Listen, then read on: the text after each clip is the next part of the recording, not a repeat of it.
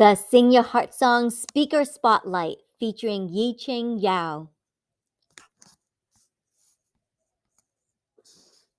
Yiqing Zhao is a triple threat as an entrepreneur, artist, and immigrant. Yiqing is an award-winning actress and filmmaker, as well as creative life coach for multi-hyphenates. She helps artists and entrepreneurs get clarity, overcome burnout, and achieve major breakthroughs. For more information, please visit her website at www.yiqingzhao.com.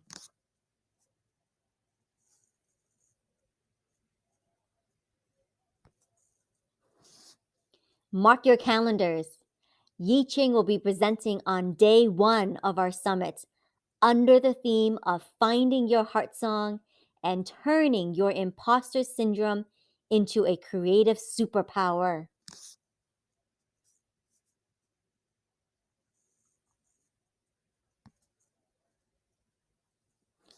One of Yiqing's favorite quotes is from Lisa Crone, who is a story coach and author of Story or Die. Story was more crucial to our evolution than opposable thumbs.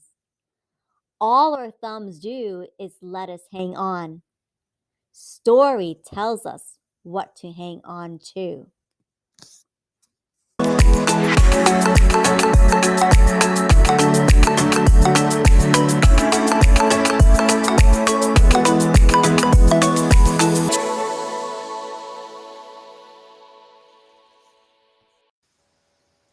Hey, Steve, Steph. Good morning. How are you today, Steph? I am doing well, Olivia. Excellent. What do you think so far about our speaker spotlights? They have been a lot of fun. We've had a full week of them, which has been super exciting. And I am delighted to have each and every one of them because each person brings a little bit different variation of their heart song. And today is no exception. I totally agree. I love having these like intimate conversations, sort of like that casual banter too. And it really just helps to get to know someone ahead of an event.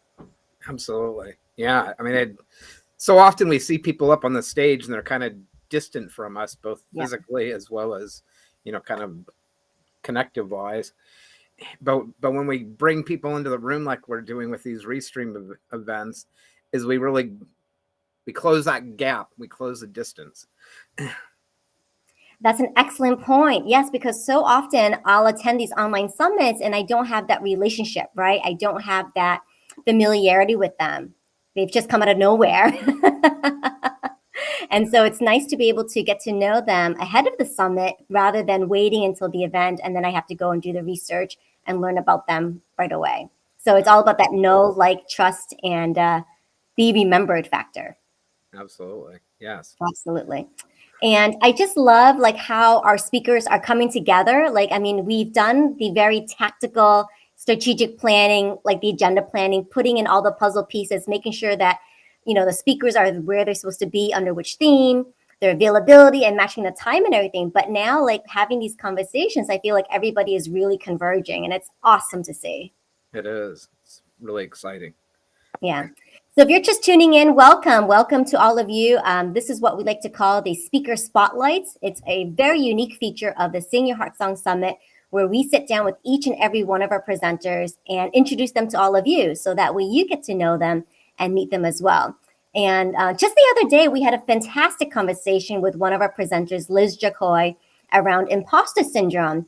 And we're going to be able to continue that conversation today with another fabulous presenter. Her name is Yiqing Zhao. She's new to us, and so we're so thrilled to be able to sit down and speak with this dynamic filmmaker and actress. So let's see if she's here, and we'll bring on the screen. Here we go. There she is. Good morning, Yiqing. Good morning. Thank you. Thanks so much for having me. Absolutely. You look very professional in your sound booth. It's my sound, but it's actually my walk-in closet secret. It's my walk-in closet. And it's just it works perfect with this microphone. And now I have a podcast, so it works perfect. And maybe at some point my puppy will knock on the door. So if she does, I'll just have to let her in. but we're good. Is that Lucy? Is that the one I featured? That's Lucy. That's her featured in. I was so surprised to see that. I was like, wait, I didn't know you would feature her as well.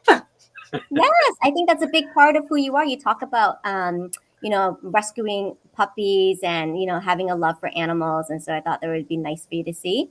Oh. Yeah, you're welcome. So let me look at your setup again because I'm very curious. So you've got two microphones, it looks like. This is one microphone. One microphone. That's it's called a pop filter. So like you pop, pop, pop, those sounds, it just filters out. And then there's a preamp here. I have a desk, and this section is actually, you will see closed. I just turned the camera around so you won't see it. But then over my head, I have like shelves and stuff. So this is a pretty spacious walk-in closet, and just soundproof and everything. The only downside of this is that I have AC on outside, but because I closed the door, it's a little stuffy here. Beautiful. So as long as it doesn't get too hot, you're okay in there. Oh, I'm okay. I'm still alive and breathing. So yeah. I usually encourage people to come out of the closet, but in this case, get into the closet. No, I love that. I love that you're maximizing your space. I mean, that's a thing now. Like people convert their closets into mini offices, and then they can close the door, which is nice. And I love that you have this equipment where it won't pick up when you're spitting. But and also there's a spot right here for Lucy. So if she needs to be, if I'm here for meetings or podcast interviews, and she would come here, and there's a little spot for her to sleep. So wonderful. Yeah. Wonderful. And I have to say, in preparing today for the speaker spotlight, I came across your actor pitch reel, and I thought it was clever and very brilliant. Oh, thanks.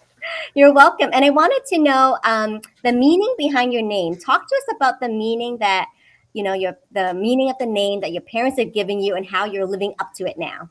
Yeah, so my name means artistic youth. So Yi means art, Qing is youth, green or navy blue. It's just a weird combination of meaning. So basically artistic youth. And my parents came up with these two characters. So my dad came up with Qing because that's also in my grandma's name. And my mom came up with Yi, the art part, because my mom is the artist of our family. And they were just like, when they decided to name me, they went separate ways to look into the dictionary, and they decided to meet up and share their results, and that's the results. So that's it. So I love when you said, like, mom and dad, like, you gave me this name, I need to pursue it, versus medicine, which is what you originally intended, right? Exactly. And I think that was like my very earliest sign of alignment when we speak about alignment, or when we speak about manifestation, is that was intended at the very beginning of my life, and you cannot force me to do something else that is not in alignment with the name that you gave me in the first place. I love that story. Fascinating.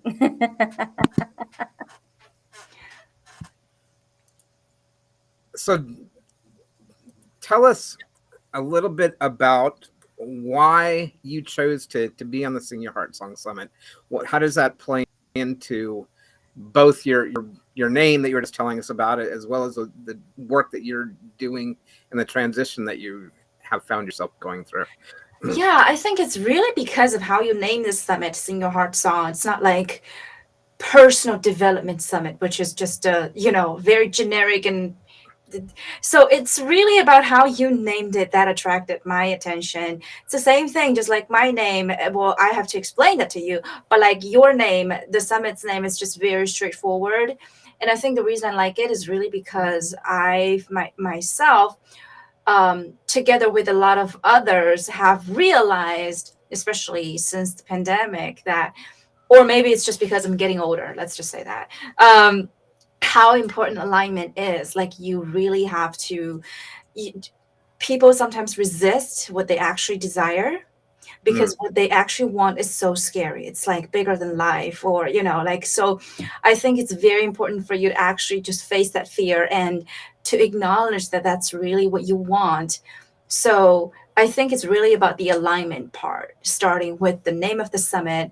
and the actual meaning in what you do, and also the people you bring in, because I checked them out and they're like, this is what I do as well, and I find their messaging very resonating. That's so cool. Yay! I want to give a shout out to Gloria. Gloria Grace Rand is watching us. Good morning, Gloria. Thank you so much for Hi. being just an awesome, supporter and, supporting your fellow speakers here. And she's going through a similar thing, Yiqing, with her name. And so Yeah. one time it was Gloria Rand, but now she's incorporating Grace as her middle name and showing up gracefully. I mean, she's very graceful, but now she's embodying that. So Oh, grace is just such an important thing. Like, because a lot of times we don't have that for ourselves. Even if we do have that for others, we don't have that for ourselves a lot of times. Like, we're just like so impatient and hustling, and I think we all deserve more grace to ourselves. Yeah. I write down my 3 affirmations for myself every morning. And one of the ones that I have been writing down recently is, and I always use kind of my higher name self. So I say, Stefan achieves targets with ease and grace. And that grace is just such an essential part of, we can go out there and grind and try to get things done, or we can go out there and be in alignment with who we are and have the grace when things don't work out quite as we expected, or we might fall a little short, or technology might be giving us some challenges. But if we approach everything with grace, it all works out, and we feel so much better and can move on to the next thing with so much more ease. And I think that's also like the key to sustainable growth, is that when you use 100% of your energy and efforts, you're very likely to get burned out. And then you're just like, okay, no, I'm done. I can't do it anymore. And I really think the key to long-term success is to make whatever you do enjoyable. Sometimes it's very hard to be always enjoyable when you are, grinding, but like try to make it as much as enjoyable as you can, so that you can carry through and don't use 100%, maybe go for 90%. I think 90% is like the 10%. Sometimes I use that for a nap. Sometimes I use that for like a bubble bath, like I would just really take that time out, even if I don't finish whatever I set out to finish. You can do it next day. You can do it next week. You can even do it next month. And sometimes you find out that, why is that task even on my to-do list? It's not, it doesn't even matter. Or you can just outsource it, So really, I think having that grace is, it's so essential to our growth and well-being. It really is. And I think those bubble baths and those naps are an important part of our journey, especially, and you help people with burnout, and I do as well. And I've experienced massive burnout in my own life that took me out of the game for a few years. And one of the things I had to learn was, well, how do I move forward without, again, burning myself out? Because there are challenges that come not only from approaching burnout, but there's also challenges from recovering from burnout. And as you acknowledge and pay attention to who you are and what works for you, you can move in a more graceful and easeful way. And I think a lot of times we have burnout is really because we take life too seriously. Like, we attach so many consequences to this thing. Oh, if I don't complete this, the consequence would be that person will not like me, my boss I will not get the promotion, or I will not sign the next client. And that just spirals, and which is not even true, and I think that's why I think it's very important to have boundaries with your life and work. And even as artists, I think as artists, our boundaries sometimes get blurred because we love so much what we do. Like, for me, writing is a retreat, is sabbatical, it's vacation. But I also have to know that after a 2-hour writing session, it's very intense. I'm just like, ooh, I need a breather. It's work, but it feels like playing, So like, we just have to be very intentional with these kind of thing. When you are painting, I played the piano for 8 years. When I was practicing, it was it was super fun. I enjoyed the music, but I also realized I was putting in a lot of work and attention, and my brain was working. So we just have to be aware of that. Absolutely. Yeah. You remind me of something I read about Roald Dahl, that, with all the books that he wrote, James and the Giant Peach and the Charlie and the Chocolate Factory and all those kinds of things. And he was a person who had been in the Air Force. Had lived quite an adventurous life. But he said that when he was writing creatively for those books, it took so much out of him that he could only do, short stints in order to put out the work that he was putting out. And look how well it worked out for him. So, which is true. 20 minutes a day for a whole year is certainly better than, a very intense. But, well, I guess it also depends, because I realize sometimes I would just carve out a whole entire day. I'm like, I'm not meeting anyone today. I'm just going to get the first draft out, or just going to get the treatment out. And it works. And sometimes it's really because you are completely in the zone. You are not sparing your attention to other things. Then you're in a more focused zone. And it felt like a vacation at the end of the day. It felt like a mini staycation at the end of the day. That's awesome. I want to comment, Yiqing, because I came across one of your posts on LinkedIn here, and it was so endearing about how you show up for Lucy, and Lucy shows up for you, because you were training her to go and, take a walk, and having that discipline, and that right after the walking the dog, you would sit down and write. Can you share more about that experience too? Oh, yeah. This is our dynamic, is that, so of course, the first thing I do in the morning is I get up, I drink some water, and I get her out, because she needs to be let out. That's just a life of being a dog mom. So I walk her, and now, when I was potty training her when she was younger, my dog trainer told me to chant, "Go potty, Lucy, go potty." I hope she doesn't hear it. Otherwise, she's going to knock at the door. But anyway, so now she doesn't need this chanting, because she would just go, But then I was thinking that's exactly the same with creativity. When you have the muscle, when you are a dancer, a writer, a painter, playing the piano, a pianist, you just do it. You just show up and do it. It's your second nature. And you would not, sometimes people talk about discipline. Like, discipline is really something that you have to force yourself into. But if you think about it as you need to go, like Lucy needs to go, it's not discipline, it's just animal nature, or human nature. We need to go too, right? So, like, if we just think about those creative efforts as we need to go, we just set aside 30 minutes as the going time, the business, doing my business, number 1, number 2 time. Isn't that easy?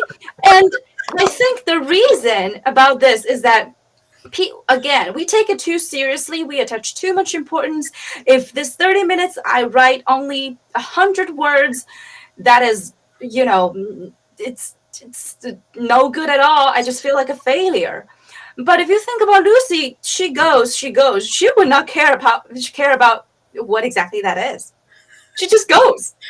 So if we show up and we just go, and we don't really care about what exactly that is, and then at a later period, we take a look, okay, there's some gem in here, there's some gem in there.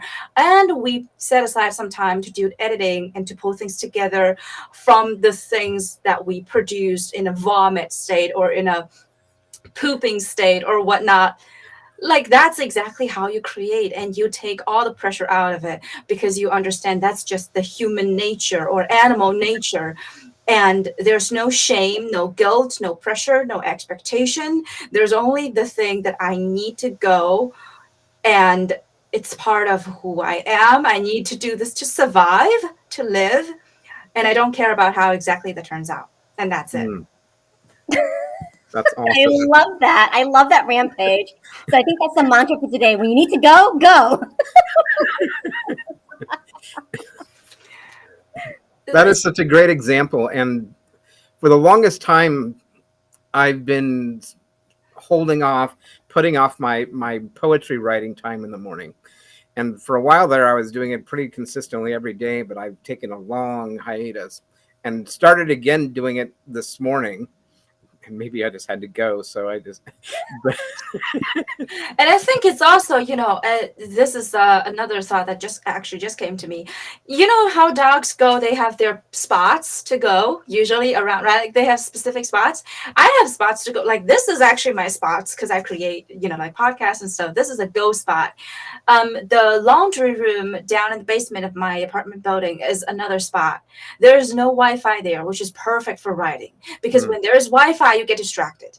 right. There's this email popping up. Oh, I need to do some research. And when you do research, you go down a rabbit hole of research, right? And so there's no Wi-Fi, which means I am completely disconnected. I open my final draft or, whatever, Microsoft or whatnot, and I just type. And there's the washer and dryer tumbling sound that is the perfect white noise. And usually at 7 o'clock in the morning, nobody's there. Like nobody does laundry at 7 o'clock in the morning. And I'm usually just the first person. I would bring a cup of coffee and my laptop, and I would give Lucy a treat because if she sees me leaving, she's gonna cry. So I give her a treat to distract her, and I put on some lonely dog music for her, so that she gets her time to play with the toy or the treats, and finish her breakfast while I am down in the basement doing my writing. And after I finish, I come up, I play with her a little bit, and then start my day. That's just how, yeah. That is so awesome. We're just full of all kinds of great tips today. This is perfect. Go spots, and when you got to go. And, I have found that my environment plays a huge role on my mood and my productivity. And I do certain similar things in that the space that I'm in right now is my social space. It's where I am 95% of the time when I'm connecting with people on Zoom or, Restream or whatever. But then I have a room up in the dining room my little corner where I do my writing and so forth. And the two don't really mix. And I don't want to write here and I don't want to be social up there, but having those two spaces where I kind of associated the space with the work, the effort that I'm making really works for me. Yeah. And I think these are the things that over time, that once you start to pick up, you start to pick up. And if you need to change it, sometimes I do have to go to Starbucks. If I, like Starbucks is it's just a few minutes away from my home. It's another place for me where, some of my clients ask me, how can you focus in a Starbucks? And that's like right next to a train station where people come and go and just very noisy. And there's no bathroom there. And you know how coffee makes you want to pee? And there's no bathroom there, which means I have to really focus and get something done before I need to go use the bathroom. Because if I need to go use the bathroom, I would lose the spot because there's no bathroom there. So I would usually just grab a coffee and, for example, sometimes if I have a speech coming up, I have to work on the slides. And I'm like, I don't want to do that because I don't do that at home. And I can't do that in my laundry room because there's no Wi-Fi. So I go to Starbucks, 2 hours, get it done, and then come back home because I have to get it done in 2 hours. Otherwise, I would need to pee. So, and it's not really a coincidence that whatever we're talking about is so much tied up with the bathroom. But in a way, I think it makes it so visceral and primal to acknowledge that we are living, breathing beings, animals, and we have the basic needs and how we can tie those basic needs with our creativity and productivity so we don't have the shame or guilt or overthinking or any kind of negative emotions around these things. That is so amazing, Yiqing, what you're saying, because I referenced that quote you pulled from Lisa Crone about story is built in, right, to our evolution. It's built into our DNA. And things like writing and expressing ourselves is just like our very nature. And I love this topic and the tangent we're going off of because it's all about being a humor being. A humor being, yes. Yes. And I think that's a great way to say it. So shout out to Robert, who has an amazing company called The Humor Point. And you can find so many humor tools. And thank you, Robert, for chiming into our conversation today And he provides this pro tip that fans can also provide that white noise. Yeah, ACs and Drown out the distractions. Yes. The dishwasher. Yeah, all You those know, kind of things. talking about the bathroom and our creative urges and so forth reminds me of, I oftentimes describe how I suppressed my creative expression for literally decades. I watched from the sidelines rather than being in the sport itself, the sport of creativity. And it felt like it was like a cast iron skillet when you have the lid on and it's just been bubbling forever, and then you lift the lid and it just kind of blows all over the place and it makes a huge mess. Same thing happened for me was when I took the lid off, there was like all kinds of expressiveness that came out, but it was like all over the place. And it was figuring out, well, how do I own this space? How do I own my creative expression in a way that works for me, that resonates and comes from my heart song rather than from a place of force or whatever. Yeah, I think it's a matter of containment. Like you need a container so that it flows, because, well, let's just, maybe we all have a life besides just creativity. And especially as entrepreneurs, we have all those emails to deal with, we have the networking events, we have this and that. So like if you put that in a container so that it doesn't explode, like you said, a mess, but it's a flow. It's like I said, 90%. We don't need to go 120. We go for 90, and so it keeps flowing and it keeps flowing. And I think one of the things that I really want our audience to think about is that a lot of times people get impatient and think, oh, I need to get it done right away and I need to get ahead. And I think the get ahead energy is really not helpful in terms of creativity, because the moment you start pushing, the moment you feel that pressure coming in, and that pressure is just very counterproductive. So if we can just let go of that pressure, if it's 1 hour, if we set aside 1 hour to write, and within this 1 hour, you only write like one page of who knows what, and you feel frustrated at the end and you think, no, I need to add another 20 extra minutes to really get something out. That is the beginning of disaster, because that will make you feel not good about yourself and not feel good about your writing. And the next day you would not want to show up, because you would be scared of what you are going to produce in that 1 hour. And you would be even more scared that you need to add another 20, 30 minutes on top of that. And then that's how people quit, or that's how people, just stop their creative pursuits for good, because of that pushing, that extra push. So just stop at the top of the hour, regardless of what comes out. And that's it. Yeah. Yes. I'm loving Robert's comment there. Without creative people, this world would be as unimaginative as you can imagine. Oh, yeah. Unimaginative as you can imagine. That's very smart. That's a great meme, Robert. Put it in a meme. Yeah. And just want to say hi to Corinda. So Corinda is also tuning in from Facebook. So hello, Corinda. If you have questions for Yiqing, put it in the chat. We'd love to connect with you and correspond with you. So Corinda, let us know what you think about this conversation we're having, and your creative pursuits. Let us know that as well, Corinda. Thank you. Thank you for tuning in. Speaking about those 15-minute increments, I've written over the last going on 9 years, almost 3 million words in 15-minute increments. Yeah. It isn't, these marathon long days or whatever, but it's just short increments that I'm able to produce a lot of content over time. And it reminds me of something that I heard from our friend Kimberly Crow, who said yesterday that, that consistency beats intensity. Yes. Because consistency, same thing with those 3 million words, is, there's no way I could sit down and write 3 million words. I would literally no way I could ever do that in one sitting, but I can do it consistently over time, and just by doing little increments consistently.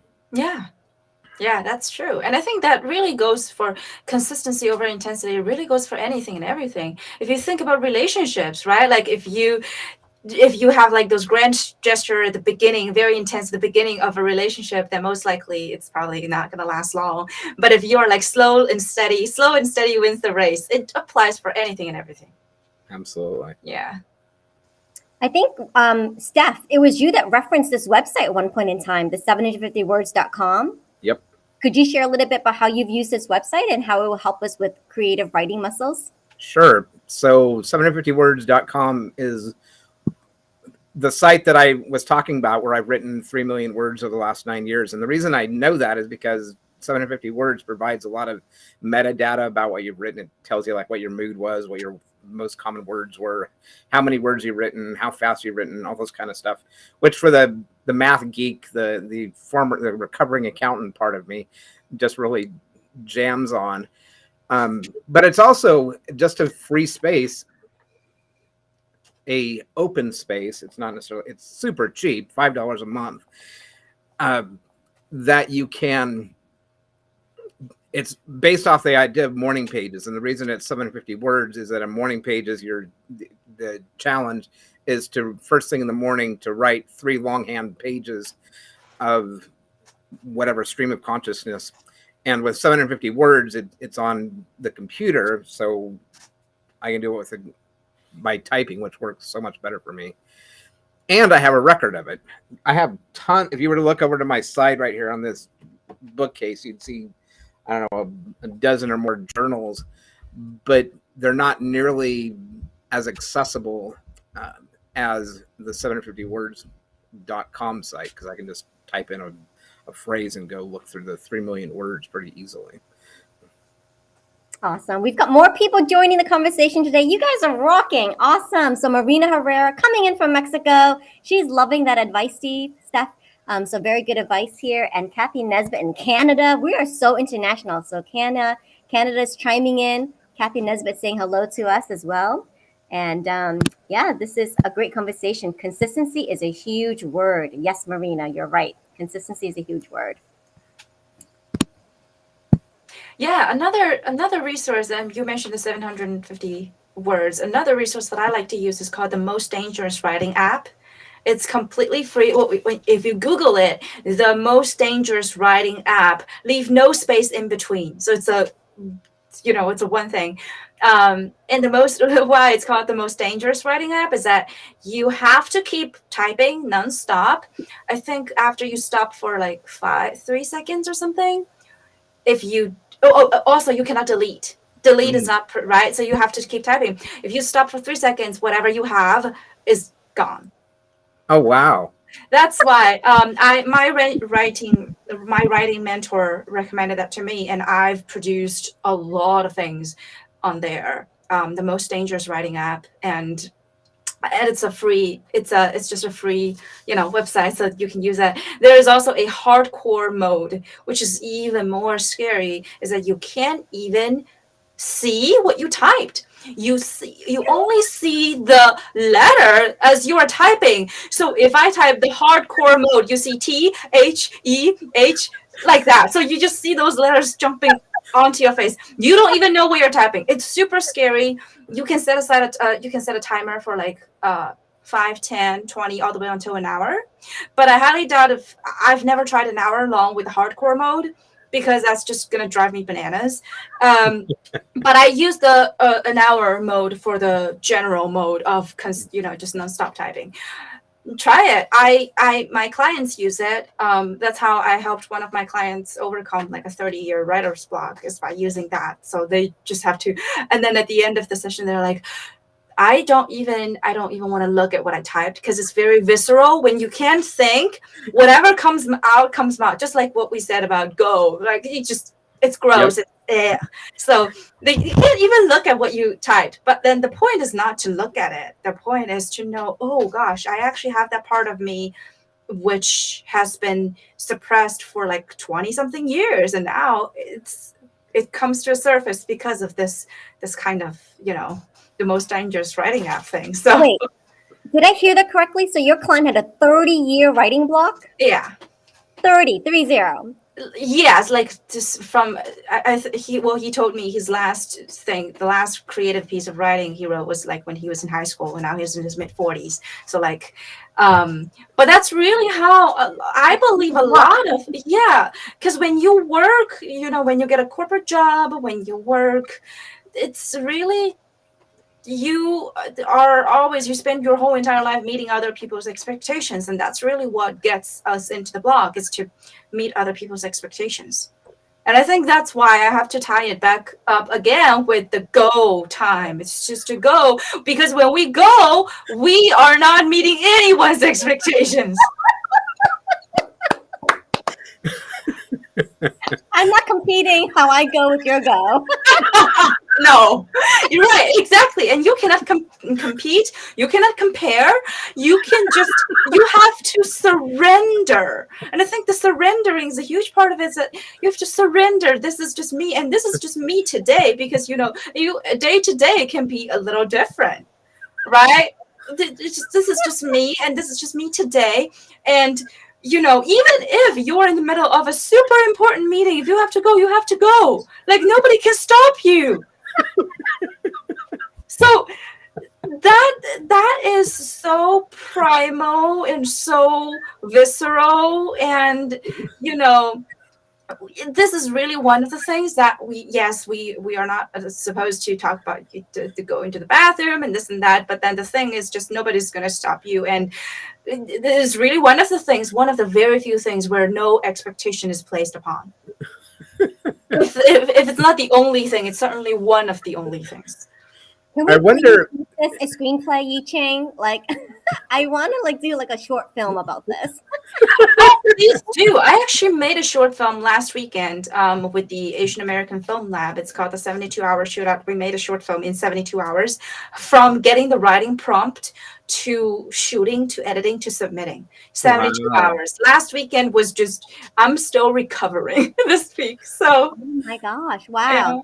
Yeah, that's incredible. we need to put in our tickler. Like, let's expand on this idea and make a short film. I think it'd be so hilarious. It'll be such a fun collaboration. Oh yeah, absolutely. Yiqing, my mom was in nursing training, and we would oftentimes have the most ridiculous conversations at the dinner table. I mean, there was nothing that was off topic. So we'd be talking about going to the bathroom, or someone getting stabbed in the eye, or whatever. It was just like there were like no restraints. And I think, just like we were talking about with that most dangerous writing app, is that too oftentimes what keeps us from expressing is that we put all these restraints on how we're expressing, or to whom we're expressing, or who we are as expressive people. Yeah. And I think there's another thing, is that we think too much about what it should be like. And yes. I know I consider myself one of the most rebellious people, but still, that's just how our self-awareness is always evolving, is that I do see, most of the time I'm very self-aware, but still, like, sometimes that expectation, I'm like, oh gosh, I'm thinking about whether this person will like me or not. Why am I thinking about that? I thought I'm so done with being liked or wanting to be desired. But sometimes that thing just comes up, and I'm like, okay, that's where everything needs to stop. I have to ask myself, what do I want? Yes.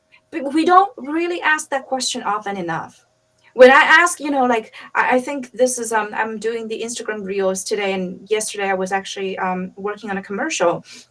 And I did one while waiting for the train back home. And I said how to really let go. And the first thing is ask what you want. And when I ask my clients that question, at least half of them tell me, well, I don't want. And I said, hold on. I do not ask you what you don't want. I ask you what you do want. But our brain just automatically goes, I don't want this. And the things that you don't want, because you're paying attention to them, you keep attracting more of them. Yes. Yeah. Well, it's an exercise. I mean, just like with writing or, any other creative expression, is that I think most of us are not trained or given the opportunity to, give voice to what we want. We're too busy trying to fit into some little cubbyhole or expectation that we because all our energy is put into that and the resistance that comes from that, we don't have the openness to be able to explore what it is we truly want. Yeah. It's true. And I think it's really a privilege. Sometimes people say, oh, being an artist is so hard, especially in the entertainment industry when everything is so volatile and you can rise to the top one day, the next day you're like, well, I'm going to be unemployed for like the next couple of months. And, and we all, even those Oscar winners have that fear, like, oh, I made this thing. Will I ever surpass this kind of this achievement? There's a great example just with Will Smith. I mean, he gets his first Oscar award, has the blow up that he has, slaps Chris Rock, gets rejected from the Academy Awards, and he was at the top of his game, and now who knows what's going to happen? It's. And I think, that's really something that we have the constant fear, and we all want to be able to repeat certain level of success. And when that happens, everything, and I've certainly caught myself in that kind of mindset multiple times, and I know it's never going away. It's just like fear is never going to go away. And imposter syndrome, the topic which I'm going to be talking about, those thoughts, they're never going to go away because we have a human brain, and human brains produce human thoughts, and human thoughts, a lot of them are negative. And that's just a fact that they are not going to go away, and we don't need to push them away. We only need to notice them and then know, oh, I'm thinking of these thoughts and they don't help me. Let's release them and think of some more productive thoughts. So I think when we are in the fear of, oh, am I ever going to repeat my success, or am I going to be liked by that very important decision maker, the showrunner, go back to it's time for me to go, and just go and then release it. And who knows what's going to happen? Nobody knows. But like, as long as you have that ease, and that energy is really infectious, because, it's just like how people do business over drinks and over pizza. And that's certainly how it's really because of that relaxing, non-attachment kind of environment and energy bond people together. Because we all have those fears and, insecurities. And the showrunner that you're going to talk to, they have a ton of problems too. Don't put them on the pedal and just think that, oh, this is someone that I need to approach and get something out of. They are struggling with day-to-day things too. They have all kinds of issues. And, if you just approach them as a genuine human being, flawed, vulnerable human being who actually does have a sense of humor, and I think that's really what gets the deals made. That's really, most of the times. Yeah, it's not perfection, it's connection. It's being authentic and sharing who we really are. So it's just about releasing those expectations and the desire of being liked, because regardless, I think that's really the things that sometimes we take when we want the other person to like us. We actually take their decision-making ability or agency away from them. Right? So for example, Olivia, if you say, oh, I want Yiqing to like me so much, you're actually taking away my agency in deciding if I like you or not. And you do want to give me that decision-making ability, right? Because I can decide I like you or not, and you can decide you like me or not. So we both have that decision. And I think that's why we all should stop thinking about whether this person is going to like me or not. Because when you give other people the agency, you also have your own agency. And that's how you help both parties or multiple parties stay empowered. Well said. I mean, this has been such a stimulating conversation, Yiqing. Thank you so much. I just want to give a shout out to all the creators out there. Hopefully this was an insightful conversation for you. You just do it. Just go. We need to go. I want to give a big shout out to Gabe Leal, who is kind of like my inadvertent mentor. I've been following Gabe on LinkedIn. He's the one that really got me into streaming. And so doing all this production work, I really owe to you, Gabe. So I'm so glad that you're able to come on and see me in action. So I love it. Thank you so much for all your supportive encouragement as well. And the one thing he says is this: if you are curious about where you are in your journey and where you fit in, let the audience be part of your journey. Yes. Yeah. And so they don't need to see you perfectly polished, showing up all the time, right? They just need to see your most authentic, flawed, vulnerable, real humor self. So they have confidence in themselves that they don't need to be someone else to realize their potential. Because if I can realize my potential at this weird, funky, ADHD human being, then they can do the same. Absolutely. Exactly. So thank you so much, Yiqing, for spending your morning with us. This is truly very delightful, a stimulating conversation. I don't think I'm going to think about going the same way anymore. Well, thank you so much, Steph and Olivia. Thanks for having me. Such a pleasure. The link is below. Please go and register for the summit today. No delay. The link is below there for you. It's active. It's working. So go ahead and grab your spot. Please connect. And everyone should need to just follow all the cute posts that Yiqing has of her and Lucy. So you can find her on LinkedIn. You can also find her on Facebook right here. And please, if you have a chance, go listen to her actor pitch reel. I think it was just so fun and creative. I think you need to make that as part of your cover story on LinkedIn, like record a part of that for your LinkedIn cover story. Oh yeah, I probably will do a new one because it's branding. You are constantly evolving, and you better the old version. Well, yes, it's funny, but it's like I'm now even funnier. I have even less. Like we are talking about bathroom and everything. A year ago, I would not be so comfortable talking about all that. So now I'm going to be making a more weird, more funky, more whatever kind of version. And when we are evolving, we should just catch up with our marketing, and because marketing is about boldly expressing yourself. Yeah. Yes. Beautiful. Exactly. So Robert is saying, nice to meet you, Yiqing. We're so happy to Nice have to meet you, Robert. Yeah, we're so happy to have you in your Heart Song community. And so our speakers are getting to know each other, which I absolutely love. I love to see that cross promotion and connecting.